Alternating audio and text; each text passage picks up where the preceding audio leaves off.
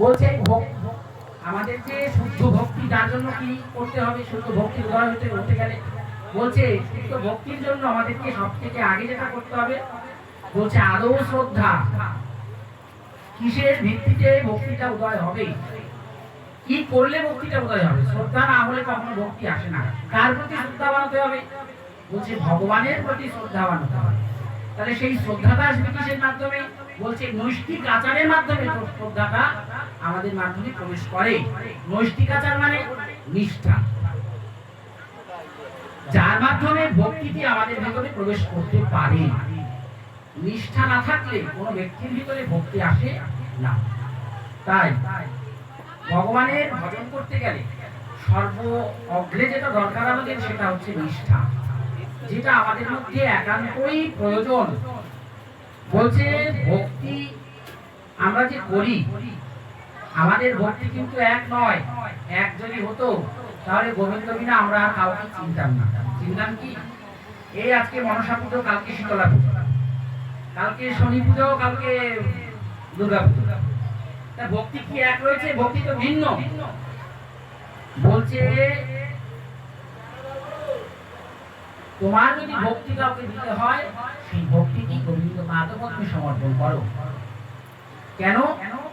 এই ভক্তি যদি তুমি গোবিন্দ পাদপদ্মে সমর্পণ করো, সেই গোবিন্দ পাদপদ্মে সমর্পিত ভক্তি তোমায় ভবসিন্ধু পার করবে। এই যে সমস্ত দেবদেবী আমরা দেখি বা মন্দিরে মন্দিরে সমস্ত দেবদেবীর আরাধনা উপাসনা হয়, এখানে গোস্বামীগণ বলছেন, নরোত্তম ঠাকুর তার ভক্তি চন্দ্রিকায় বলছে যে জানিয়া শুনিয়া ভজ সাধু শাস্ত্র মতো যজ।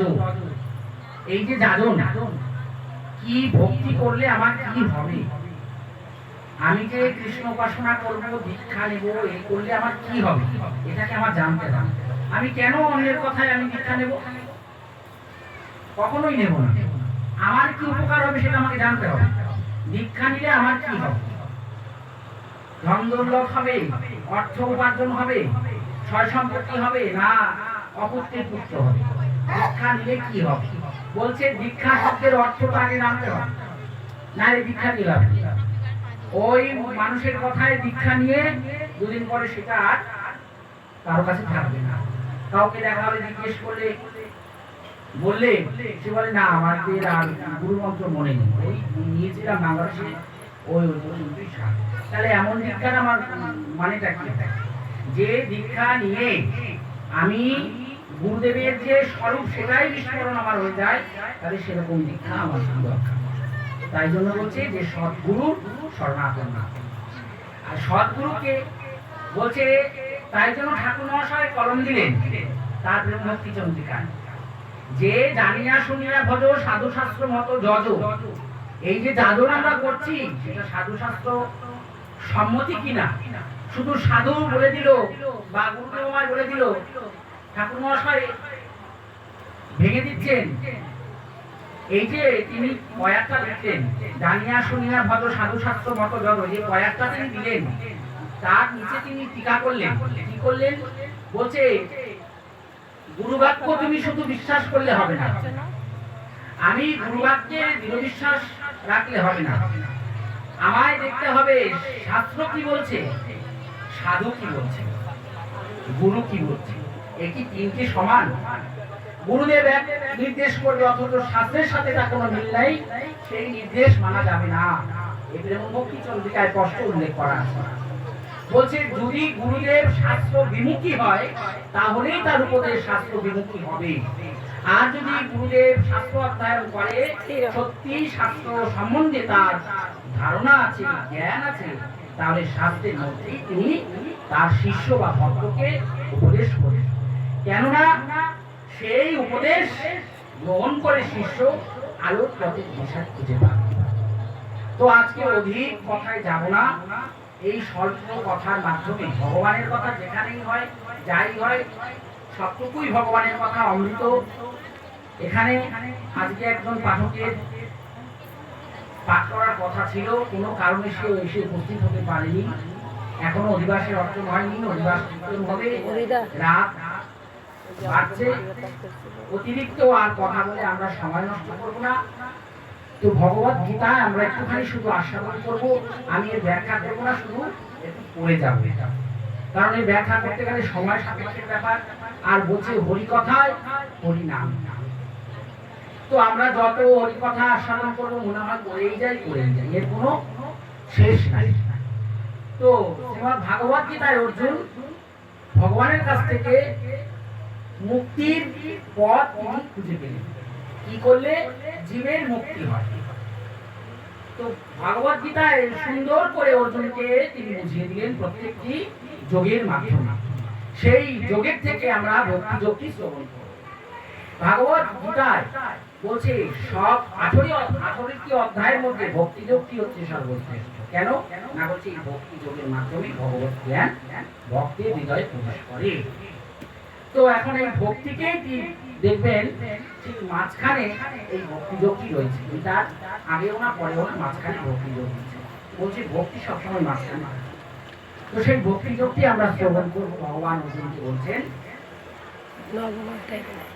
অর্জুন বলছেন সতত মদগত চিত্ত হইয়া যে সকল ভক্ত তোমার উপাসনা করেন, যাহারা অব্যক্ত অক্ষর উপাসনা করেন, এই উভয়ের মধ্যে কে শ্রেষ্ঠ সাধক? ভগবান বলছেন যাহারা আমাকে মনোনিষ্ঠ করিয়া নিত্যযুক্ত হইয়া পরম শ্রদ্ধা সহকারে আমার উপাসনা করেন, তাহারা আমার মতে যুক্ততম অর্থাৎ শ্রেষ্ঠ সাধক। কিন্তু যাহারা সর্বত্র সমবুদ্ধিযুক্ত এবং সর্বপ্রাণী হিতপরায়ণ হইয়া ইন্দ্রিয় সমূহকে বিষয় হইতে প্রত্যাহত করিয়া সেই আদর্শ অনির্দিষ্ট অব্যক্ত সর্বব্যাপী অচিন্ত পুরস্থ অচল ধ্রুব অক্ষর ব্রহ্মের উপাসনা করেন, তারাও আমার প্রাপ্ত হন। আর কি বলছেন? অব্যক্ত নির্গুণ ব্রহ্মে আসক্তি চিত্ত সেই সাধকগণের সিদ্ধি লাভের অধিকতর দেশ হয়, কারণ দেহধারীগণ অতি কষ্টে নির্গুণ ব্রহ্ম বিষয়ক নিষ্ঠা লাভ করিয়া থাকে। কিন্তু যাহারা সমস্ত কর্ম আমাতে অর্পিত করিয়া একমাত্র আমাতেই চিত্ত একাগ্র করিয়া ধ্যান রহিত হইয়া আমার উপাসনা করেন, হে পার্থ, আমাতে সমর্পিত চিত্ত সেই ভক্তগণকে আমি অচিরে সংসার সাগর হইতে উদ্ধার করিয়া থাকি। আমাতেই মন স্থাপন করো, আমাতেই বুদ্ধি নিবিষ্ট করো, তাও এই দেহান্তে আমাতেই স্থিত করিবে, ইহাতে সন্দেহ নাই। হে ধনঞ্জয়, যদি আমাকে চিত্ত স্থির রাখিতে না পারো, তাহা হইলে পুনঃ পুনঃ অভ্যাস দ্বারা চিত্তকে সমাহিত করিয়া আমাকে পাইতে চেষ্টা কর। যদি অভ্যাসে অসমর্থ হও, মত কর্ম পরায়ণ হও, অর্থাৎ আমার প্রতি সাধনার্থ কর্মের অনুষ্ঠান করিলেও তুমি সিদ্ধি লাভ করিবে। আচ্ছা, ভগবান বলছেন যে আমাকে পেতে গেলে তোমার কি করতে হবে? বলছে যে সাধনা, এই কলিযুগে সাধনা তো সবার পক্ষে সমান সম্ভব নয়। তো আমাদের জীবের জন্য, সাধারণ জীবের জন্য ভগবান বলছে এই সাধনারও শ্রেণী বিভাগ আছে। বলছে যারা যোগভ্রষ্ট পুরুষ, গীতায় ভগবান বলছেন, অর্জুন ভগবানকে জিজ্ঞেস করছে, আচ্ছা যারা পূর্বজন্মে যাদের যোগ ভ্রষ্ট হয়, তাদের কি আবার পুনর্জন্ম, তাদের কি আবার এই মনুষ্য জমিতে আসতে হবে? বলছে হ্যাঁ। বলছে তাদেরকে আবার সেখান থেকেই শুরু করতে হবে। তো এই যে সাধনা, এই সাধনাটাও পূর্ববর্জিত নিয়ে আসে। সাধনা কিন্তু সকলের দ্বারা সম্ভব না। তাই ভগবান বলছে মদগত কর্মপরায়ণের মাধ্যমে, যেমন এই যে এখানে হরিনাম সংকীর্তন হবে, ঠাকুর বসেছে, বিগ্রহ তারা রয়েছে, তাদের সেবা পূজা অর্চনা নাম সংকীর্তন, এখানে বৃন্দাবন, যেখানে হয় নাম সংকীর্তন সেখানেই বৃন্দাবন। তো এখানে এসে যদি আমরা সেবামূলক কোনো কাজ করি, ওতপ্রোতভাবে ভগবানের সেবার সাথে যুক্ত থাকতে বলেছে। এমনি এমনি তো ভক্তিটা আসবে না, কিছু করতে হবে। কি করতে হবে? না, ভগবানের সেবার সাথে যুক্ত থাকতে হবে। সেবা মানে ঠাকুরকে অন্ন রান্না করে দেওয়া না, ভগবানের সেবা বিহিত যে কোনো কর্ম। গাছ থেকে দুটো তুলসী তুলে দিয়ে সেটাও সেবা, ফুল তুলে দিলে সেটাও সেবা, ঠাকুরের বাসন টানি দিলে সেটাও সেবা। এগুলো হচ্ছে বড় সেবা। কাউকে কোনো রামধনুকে যদি গুছিয়ে না দেয়, দেখবেন সে ফুলটি রাখতে পারে না। তাহলে কে বড় হলো? রামধনী বড় হলো না গুছিয়ে দিল সে বড় হলো? তাইলে যিনি সেবা পূজা করে সে তো শুধু ফুল তুলসীটা দেয়, কিন্তু যে গাছ থেকে তুলসীটা তুলে এনে চন্দন ঘষে পুষ্পপত্রটা রেডি করে দিচ্ছে, ভোগের থালাটা সামনে দিয়ে দিচ্ছে, আর্ধেক কাজ তো সেই করে দিচ্ছে, আর তুলসীটা দিতে বাকি রইল। বলছে ওই যে ওইখানেই। কিন্তু একটা জিজ্ঞাসা ছিল, বলছে ওইটাই হচ্ছে তার, বলছে ওই পর্যন্তই তার শেষ সমাপ্তি, সে ওই পর্যন্তই সমাপ্তি। যে তুলসী ভগবানের চরণে দিচ্ছে তার এই সমস্ত স্টেপ পেরিয়ে গেছে, ওই তুলসী দেওয়াটার জন্য তার আবার মনুষ্য লোকে তার আসতে হয়েছে। আর যিনি ভগবান সেবা করেইনি তার এই আনুষাঙ্গিক সেবা করতে হচ্ছে। ওই ভগবান ভগবত পদ পদ্মে তার হাত, এই হাতটা পৌঁছাচ্ছে না সরাসরি ভাবে। তাই বলছে ভগবানের দুটি সেবক, একটি হচ্ছে প্রত্যক্ষ সেবক, আরেকটি হচ্ছে পরোক্ষ সেবক। প্রত্যক্ষ সেবক সেবক কারা? যারা ভগবানের সাথে ওতপ্রোত ভাবে যুক্ত, ভগবানের অঙ্গ সেবক, ভগবানকে শোয়াচ্ছে, খাওয়াচ্ছে, চান করাচ্ছে, তুলসী দিচ্ছে, এরা ভগবানের প্রত্যক্ষ সেবক, ভগবানের সাথে সবসময় রয়েছে। আর পরোক্ষ যারা ভগবানের তুলসী তুলে দিচ্ছে, চন্দন বেঁধে দিচ্ছে, পুষ্পপত্র গুছিয়ে দিচ্ছে, বাসন বেঁধে দিচ্ছে, এরা পরোক্ষ। তাই বলছে যে মনুষ্যকুলে এসে বৃথায় মনুষ্যকুলটা নষ্ট করে দিও না, সেবাযোগ্য দেবকে সেবা করে যাও, সেবা করে যাও। এই সুযোগ আর কখনো আমাদের কাছে আসবে না, এই সমাপ্তি, এই শেষ। আর কখনো বলছে তুমি রাস্তায় দাঁড়িয়ে কীর্তন করো, তোমার পাশে একটি কুকুর চিল্লাবে, হরিনাম তার গলা থেকে আর বেরোবে না, হরে কৃষ্ণ মহামন্ত্র নাম তার গলা থেকে উচ্চারিত হবে না, যেটা তোমায় ভগবান দিয়েছে।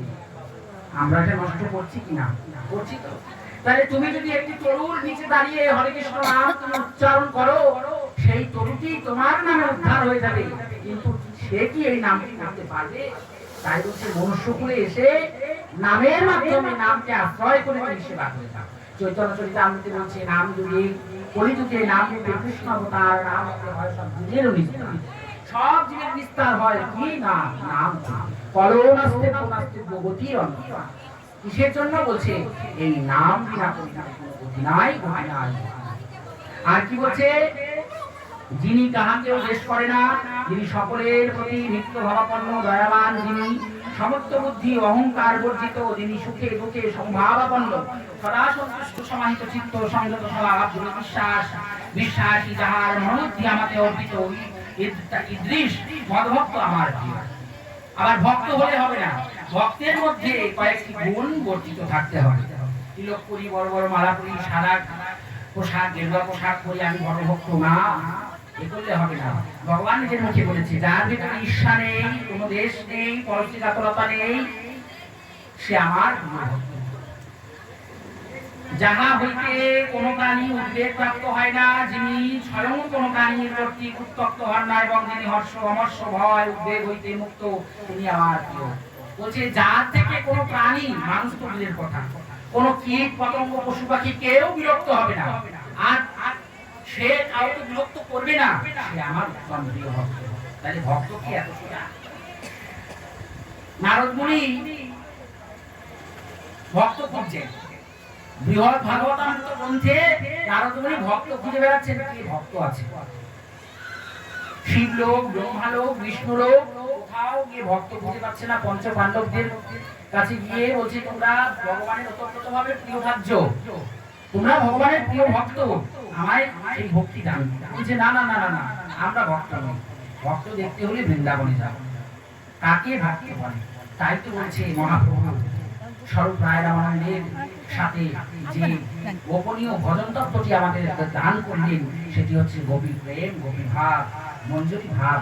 বলছে এই ভাব নিয়ে সেবা করতে, বলছে ভাবযোগ্য দেহ পেয়ে আমরা যদি সেবা না করি, তার মতন অপরাধী এই জগতে পৃথিবীতে আর কেউ নাই। যিনি সর্ববিষয়ে নিষ্ক্রিয়, শৌচ সম্পন্ন, কর্তব্য কর্মে অনরস, পক্ষপাত শূন্য, যাহাকে কোনো কিছুই মনোপীড়া দিতে পারে না, এবং ফল কামনা করিয়া যিনি কোনো কর্ম আরম্ভ করে না, এটা দৃঢ় ভক্ত আমার প্রিয়। যিনি ইষ্ট লাভে ইষ্ট নন, অপ্রাপ্য বস্তু লাভের আকাঙ্ক্ষা করে না, যিনি কর্মের শুভাশুভ ফলাকাঙ্ক্ষা ত্যাগ করিয়াছেন, এই দৃঢ় ভক্তিমান সাধক আমার প্রিয়। আমরা কি পারি একটা ভগবানের চরণে তুলসী দিয়ে 10টা চাইবো? একটা তুলসীতে আমার মেয়ের বিয়ে হোক, আরেকটা তুলসীতে আমার ছেলের চাকরি হোক, আরেকটা তুলসীতে আমার বাড়িটা আরেকটু বড় হোক। তাহলে যতটা তুলসী দেবো ভগবানের চরণে ততটা চাওয়া। ভগবান কি এত কিছু ভালোবাসে? বলছে আমার কাছে ভক্তি দিতে হলে নিষ্কিঞ্চন ভক্তি দিতে হবে। কোনো স্বার্থ থাকলে সে ভক্তি আমার চরণে এসে পৌঁছাবে না। ভগবানের কাছে কখনো কেউ কিছু চাইবেন না, কোনোদিনও না। আর ভগবানের সাথে কখনো ওই সংকল্পবদ্ধ হবে না যে তুমি আমার এটা দিলে আমি তোমার এটা দিই। ওই আমরা যেটা বলি সবাই ভাষায় বলে যে কি বলে, কোথাও মানব ছাড়া করবে মানসিক, সেই শীতলাকালী মনসার কাছে এসব করবেন, ভগবানের কাছে কখনো এসব করবেন না, কারণ এতে করে ভক্তি বিঘ্ন হয়। বলছে মানসিক ভগবানের কাছে হয় না। তুমি কিছু পারো আর না পারো, দুবেলা যদি গোবিন্দের মন্দিরের সামনে গোবিন্দের চরণ দর্শন করো, তাতে তোমার ভক্তি উদয় হয়ে যায়। তাহলে ছোট্ট একটি গল্প। এক গুরুদেব শিষ্যকে মন্ত্র দান করেছেন। তো শিষ্যের খাওয়ার সময় নেই, ঘুমানোর সময় নেই। তো এখন দীক্ষা দিয়েছে গুরুদেব। শিষ্য বলছে আমি যে আমাকে দীক্ষা দিলে আমি কি সেবা করতে পারবো? আমি তো নামই জপ করতে পারবো না। বলছে তুই পারবি, তুই পারবি, আমি বললাম। তো এখন গুরুদেব মন্ত্র দিয়েছে, ওই যে বলে না যে ধরে বেঁধে মার খাবি কতটা, ধরে বেঁধে যতটা। এখন গুরুদেব মন্ত্র দিয়েছে, উপায় নেই, মন্ত্র তো জপ করে কোনো রকম আর কি। এই করতে করতে করতে করতে এখন একদিন তার মনে বাসনা হচ্ছে সেবা করবে। কি সেবা করবে? ঘরে তো কোনো চিত্রপট নেই, মন্ত্র জপ করে আর তার কর্মে সে রত থাকে। গুরুদেবের কাছে গেছে।